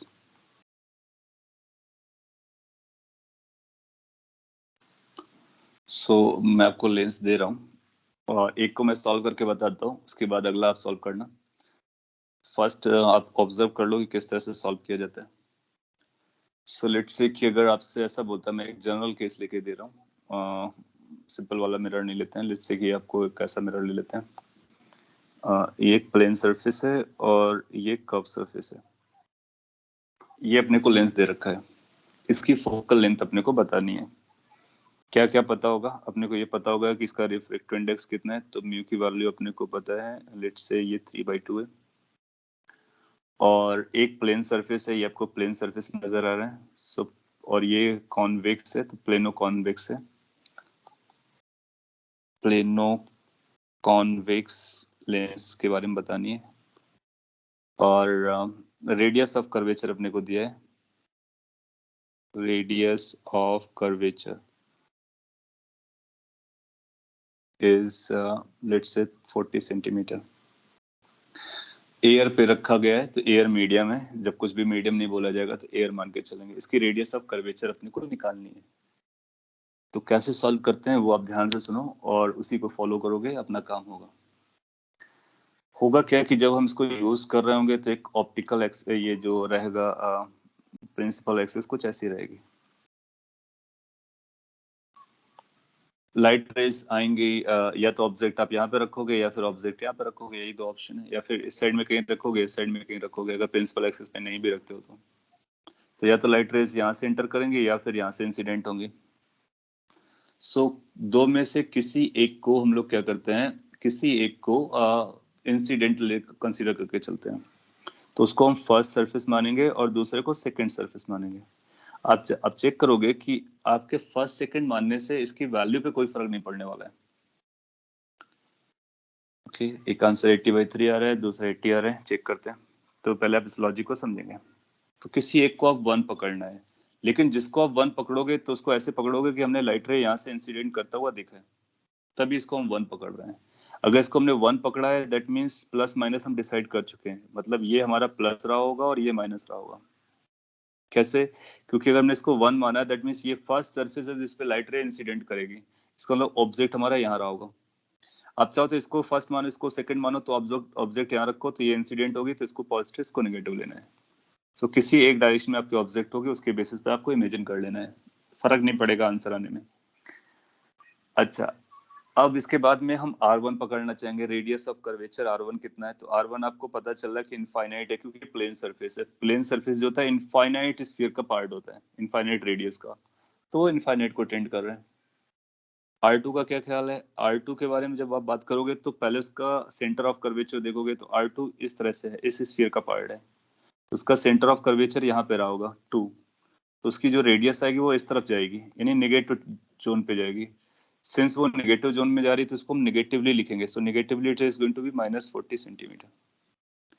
R1 को लिखना है, R2 को लिखना है। साइन कन्वेंशन कैसे यूज करना है? आप किसी को एक सरफेस मानो, वहीं पर इंसिडेंट लाइट रे आएगी, अकॉर्डिंगली आप चूज करो। अब इसको हम यूज करेंगे लेंस मेकर फॉर्मूले में। फॉर्मूला कहता है 1/f is equal to mu minus 1/R1 minus 1/R2। फॉर्मूले में R1 को पहले लिखना है, R2 को बाद में लिखना है। इससे अपने को ये भी पता चल जाएगा हमारी फोकल लेंथ पॉजिटिव है या नेगेटिव है, तो उसके हिसाब से हम बोल सकते हैं कि ये क्या करने वाला है फ्यूचर में। म्यू की वैल्यू अपने को दी गई है 3/2 और एयर मीडियम था 1। R1 की वैल्यू आपको इनफाइनाइट मिल रही है, R2 की वैल्यू आपको -40 मिल रही है। जब आप सिंप्लीफाई करोगे तो इसकी वैल्यू आपको कुछ मिल जाएगी 1/2 from here, 1/40 from here. After simplification f comes out to be 80 centimetre. Now ये पॉजिटिव आई है, सिंस ये पॉजिटिव आई, इसका मतलब इसका फोकल लेंथ पॉजिटिव होगा। तो ये जब कभी ये पॉजिटिव आएगी तो उसको हम बोलेंगे कन्वर्जिंग लेंस है। तो ये कन्वर्जिंग का काम कर रहा होगा। क्या मीनिंग है कन्वर्जिंग का? दैट मीन्स लाइट रेज जो है बाद में अगर ऐसे जाएंगी तो कन्वर्ज करके ऐसे मिलेंगी, ऐसे डाइवर्ज नहीं करेंगे। इसको मैं अभी और एक्सप्लेन करूंगा। तो पहले आप फोकल लेंथ की वैल्यू निकालने पर फोकस करें। 80 centimetre is perfectly correct, plus 80 centimetre. अगर आपको ये जमता है तो हम इसको 100 सेकेंड पार्ट आपको देते हैं, और सभी लोग सेकेंड पार्ट का आंसर अगर करेक्टली हमको देते हैं देन आई विल थिंक कि आपको फोकल लेंथ निकालना आ गया, आइडिया आ गया। बाकी कैलकुलेशन आप तो कभी भी कर सकते हो, और idea has to be proper, that's a concern. So let's say कि अपने पास एक लेंस दिया गया है, वो ऐसा है, सम सॉर्ट ऑफ दिस, और ये बाई कॉनकेव है, और दोनों सरफेस की रेडियस ऑफ कर्वेचर बताया जाएगा, रिफ्रैक्टिव इंडेक्स बताया जाएगा। लेट्स से इसका जो रिफ्रैक्टिव इंडेक्स है वो म्यू है, म्यू की वैल्यू 3/2 दिए, ग्लास का बना हुआ, ग्लास की वैल्यू जनरली 3/2 होती है। ऑप्टिकल एक्सिस अगर आप ड्रॉ करना चाहो तो ड्रॉ कर देता हूँ मैं यहाँ पे, कुछ ये प्रिंसिपल एक्सिस। लेट्स से कि ये इक्वी कॉनकेव है, इसको हम इक्वी कॉनकेव भी बोल सकते हैं। Equi concave lens of radius of curvature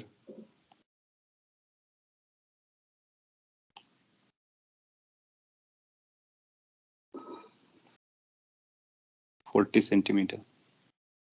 equi concave बोला जाए, इक्वी वर्ड यूज करेगा इसको, दोनों सरफेस जो है ना सेम रेडियस के हैं।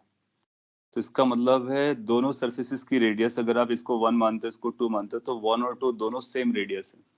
दैट मीन्स दोनों की रेडियस 40 सेंटीमीटर है। जब कभी दोनों की आइडेंटिकल रेडियाई होगी तो उसको इक्वी वर्ड से यूज करेंगे, इक्वी कॉनकेव या इक्वी कॉन्वेक्स। इसके लिए अपने को फोकल लेंथ निकालना है। ट्राई कीजिए।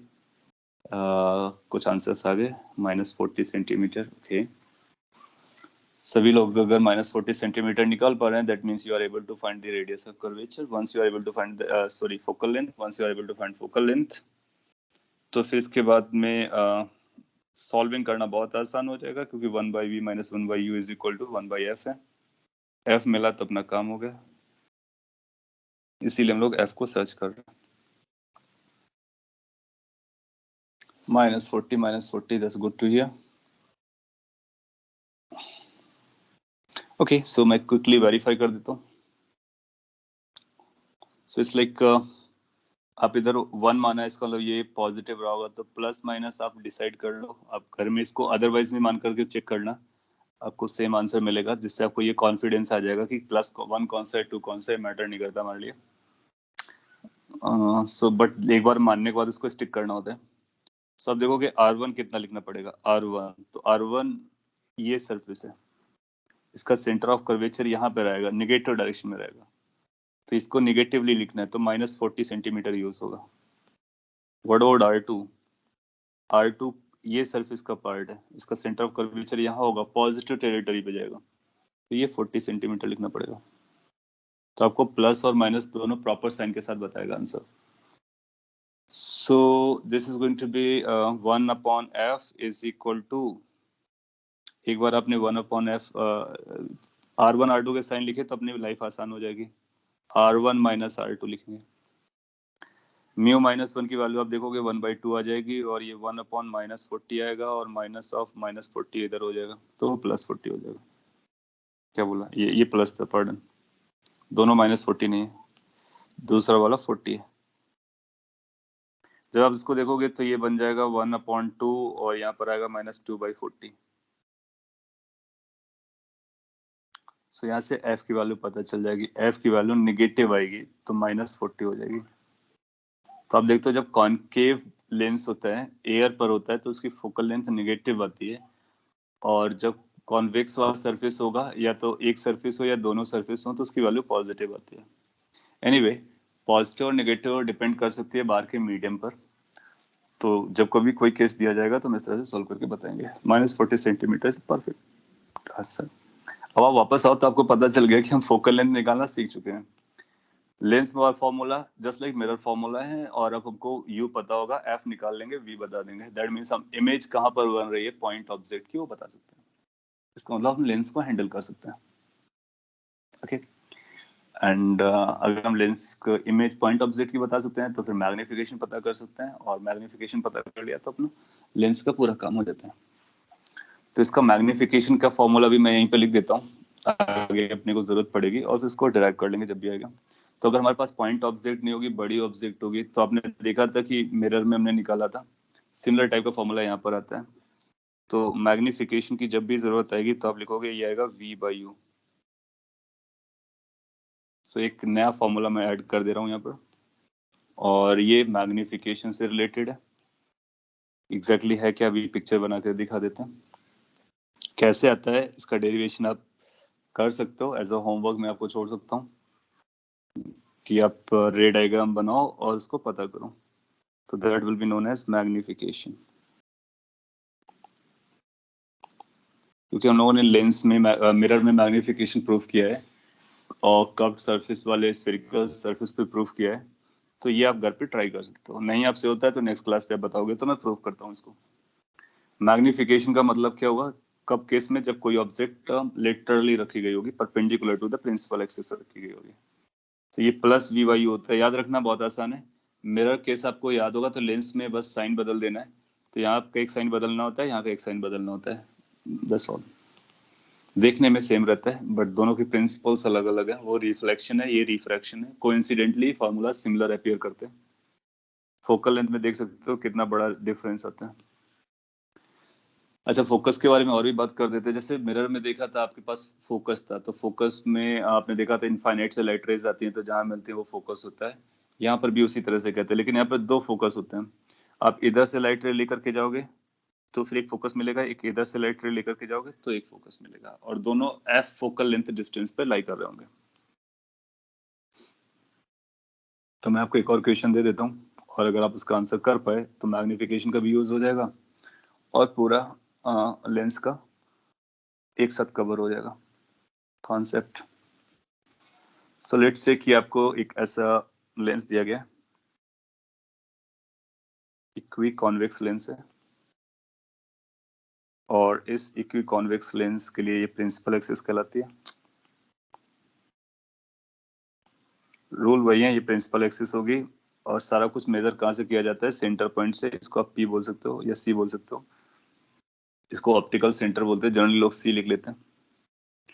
और लेट्स से कि ऑब्जेक्ट आपके यहाँ पे प्लेस्ड है, और लेट्स से एक्सटेंडेड ऑब्जेक्ट है, ये ऑब्जेक्ट है A एंड B। इस ऑब्जेक्ट की हाइट आपको 5 सेंटीमीटर दी गई है,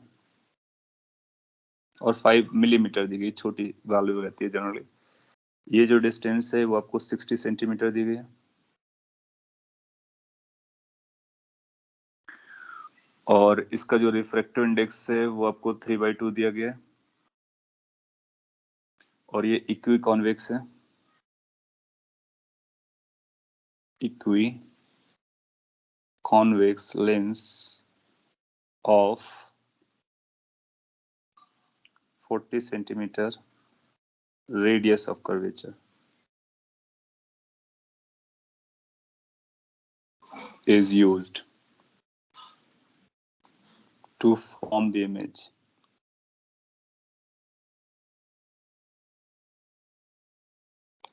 Question is find height of image या लेंथ ऑफ इमेज। इमेज कितने हाइट की या लेंथ की बनेगी ये अपने को निकालना है। सो अपने को m तक जाना है, तो आप पहले फोकल लेंथ निकालो। अब में से एक आंसर आ भी गया फोकल लेंथ का, तो फोकल लेंथ आप पहले कैलकुलेट करो, उसके बाद इमेज की लोकेशन पता करो, फिर इमेज की हाइट पता करो। सभी लोग अगर इमेज की हाइट सही बताएंगे, इसका मतलब आप कैलकुलेशन को केयरफुली कर सकते हो, और कैलकुलेशन में एरर को अवॉइड कर सकते हो।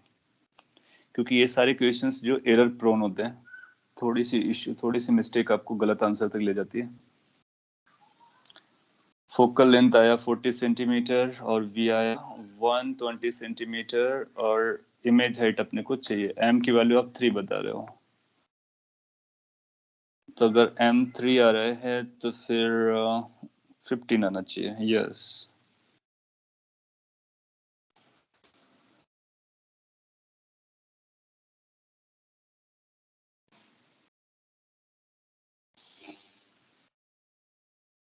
सो अगर डायरेक्टली आपसे इमेज की हाइट पूछेगा तो आपको सारी कैलकुलेशन इन बिटवीन करनी पड़ेगी।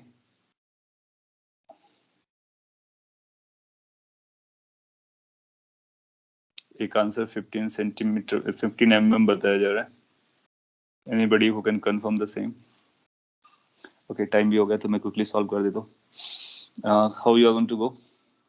You are going to use 1 by f. 1 by f is going to be 3 by 2 minus 1 1 upon r1। ये आपके लिए 1 होगा, ये 2 होगा। 1 आपका पॉजिटिव साइड पे जाएगा, सो ये बनेगा 40। दूसरा नेगेटिव पर होगा -40। सिंप्लीफाई करोगे 1 by 2 और ये 2 by 40। So focal length is going to be positive and 40 centimetre. Then use this. पहले आपने लेंस मेकर यूज किया, अब आप लेंस का फॉर्मूला यूज करेंगे। जब आप लेंस का फॉर्मूला यूज करेंगे तो 1 by v minus 1 by u is equal to 1 by f।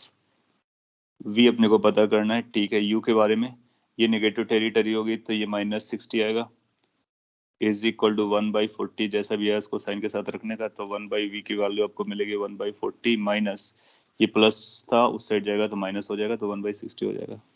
Simplify करने के लिए 120 आप डिनोमिनेटर ले सकते हो कॉमन, या 3 - 2 हो जाएगा, तो बेसिकली 1 by 120 आ जाएगा। So v is coming as 120। That means ये पॉजिटिव साइड पे बनेगा, इसका पॉजिटिव साइड ये होगा, इसको यहाँ से 120 डबल ऑफ द डिस्टेंस जाने के बाद इमेज बनेगा। फिर अपने को मैग्निफिकेशन चाहिए। मैग्निफिकेशन होता है v by u। v की वैल्यू कितना है 120, u की वैल्यू कितना है, u की वैल्यू हम लोगों ने यूज किया -60। सो m की वैल्यू आएगी -2। इसको मतलब ये इन्वर्टेड बनेगा, डबल ऑफ साइज का बनेगा, तो ऐसा बनेगा। सो ये 120 सेंटीमीटर पर बनेगा, रियल बनेगा क्योंकि रिफ्रैक्टेड डायरेक्शन में बना हुआ है। और a डैश b डैश की जो वैल्यू होगी वो डबल हो जाएगी, दैट मीन्स 10 mm हो जाएगी। ये अपने आंसर हो जाएंगे। अब हम सारा कुछ बता सकते हैं क्या, कहाँ पर इमेज बन रही है। 120 सेंटीमीटर अहेड सेकेंड साइड पर। कितनी हाइट की है 10 mm की, इन्वर्टेड है, रियल है, जो भी कहानी है वो बता, मैग्नीफाइड है, वो सारी कहानी बता सकते हैं। कॉपी कर लीजिए। अगर आपने 10 mm निकाला है तो आप परफेक्टली करेक्ट जा रहे हो, और अगर आपने गलती की है तो आपको हर एक स्टेप को केयरफुली वॉच करना है। आपके सारे स्टेप सही हो, अगर एक ही स्टेप गलत हुआ तो आंसर गलत होता है और नेगेटिव मार्क्स जाता है। So be careful. m is -2। Good. Okay, so आपने लेंस को समझा, उसका lens formula, lens makers formula, magnification formula सारे मैंने प्रूव किए हैं। मैग्निफिकेशन आप ट्राई कर सकते हो घर पे। और ये थिन लेंस की कहानी हो गई। अब हम लोग नेक्स्ट क्लास में कुछ प्रैक्टिस कर लेंगे। मल्टीपल थिन लेंसेज होंगे तो कैसे बिहेव कर रहे होंगे, उनकी पावर क्या होती है, लेंस और मिरर को एक साथ रखा जाएगा तो कैसे इमेजेस बनती हैं। उन सारी क्वेश्चंस को करने के बाद फिर प्रिज्म को पढ़ेंगे। Okay, so if you have any quick query you can ask, otherwise we have done for the day. हाँ, अपने टेस्ट के बारे में पूछा था, तो टेस्ट में हम लोग अभी जो अपकमिंग टेस्ट है उसमें सिलेबस को आज तक नहीं रखेंगे। रिफ्रैक्शन वाला पोर्शन नहीं रखते हैं, केवल रिफ्लेक्शन आएगा, सो दैट कि आप पर ज्यादा लोड ना हो। So we will have only reflection, not refraction. Okay, so optics में केवल रिफ्लेक्शन आएगा, और उससे पहले इलेक्ट्रोमैग्नेटिक वेव खत्म हुआ है वो आएगा। उससे पहले अल्टरनेटिंग करंट था, that will be there, and before that EMI, electromagnetic induction. So these will make the portion for the syllabus. Sir Yes. Sir वो सेंगेज में जो क्वेश्चंस थे ईएम वेव्स के, तो उसमें equal to hc by lambda, वो Planck's का equation या फिर वो सारे रेडिएशन वाली क्वेश्चंस नहीं इक्वेशन आएंगे। वो भी थे हाँ, तो उसमें। वो सारे बिल्कुल, हाँ बिल्कुल रहे हैं। उस पे कुछ और ही पोर्शन है, वो हम लोग अभी वेव ऑप्टिक्स पढ़ेंगे तो उस पे कवर करेंगे। आज तो वो सेंगेज में एक्सरे है, पूरा एक्सरेज का भी। हाँ, वो एक्सरेज है, एक्सरेज हम लोग अलग से पढ़ेंगे। सो आप पर वही क्वेश्चन आएंगे जो हम लोगों ने क्लास में कवर किया हुआ है। सो EM वेव में will be only those portion जितना हम लोगों ने क्लास में कवर किया है। एनीथिंग आउटसाइड विल बी अगर और कुछ कॉमन सेंस वाली बात होगी तो रखा जाएगा, कोई कॉन्सेप्ट वाली बात होगी तो बिल्कुल नहीं आएगा। ओके, चलेगा। That's all. So good luck for the test. Thank you.